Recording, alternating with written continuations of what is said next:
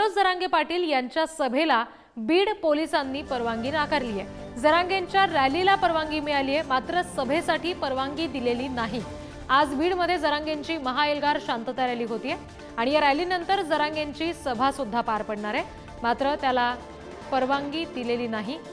रॅलीसाठी परवानगी आहे, मात्र सभेसाठी परवानगी दिली गेलेली नाही। मनोज जरांगे यांची ही शांतता रॅली आहे जी आज बीडमध्ये असेल आणि त्याच्यासाठी पोलिसांची निश्चित आवश्यक असलेली परवानगी असते आणि रॅलीसाठी परवानगी दिली गेलेली आहे, मात्र जरांगेंची जी जाहीर सभा होणार होती त्याला मात्र परवानगी नाकारलेली आहे। आता जरांगे नेमकी काय भूमिका घेतात या संदर्भात हे पाहावं लागेल,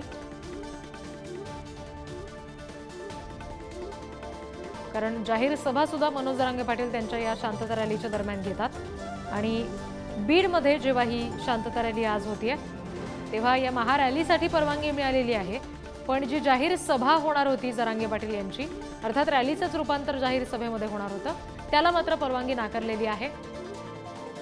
बीड पोलिसांनी ही परवानगी नाकारली आहे।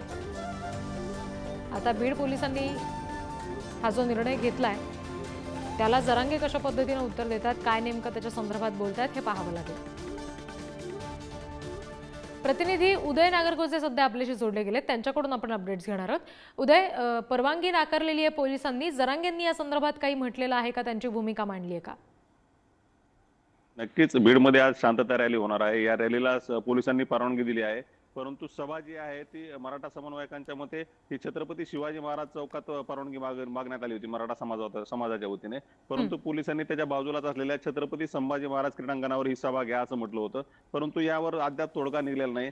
काल धाराशिवमध्ये किंवा लातूरमध्ये जी सभा झाली त्यावेळी देखील मनोज जरांगे पाटील यांनी बीडमध्ये आम्हाला पोलीस प्रशासन परवानगी देत नाहीये असं म्हटलं होतं आणि आम्हाला परवानगी न देता हा जातीवाद केला जातोय असं देखील आरोप मनोज जरांगे पाटील यांनी केला होता। आता आज बीडमध्ये शांतता रॅली होणार आहे, परंतु पोलिसांनी परवानगी दिलेल्या ठिकाणी होते की मराठा समन्वयक ज्या ठिकाणी शिवाजी महाराज चौकात सभा घ्यायचा निर्धार करतायत त्या ठिकाणी होते, हे देखील पाहणं महत्त्वाचं ठरणार आहे।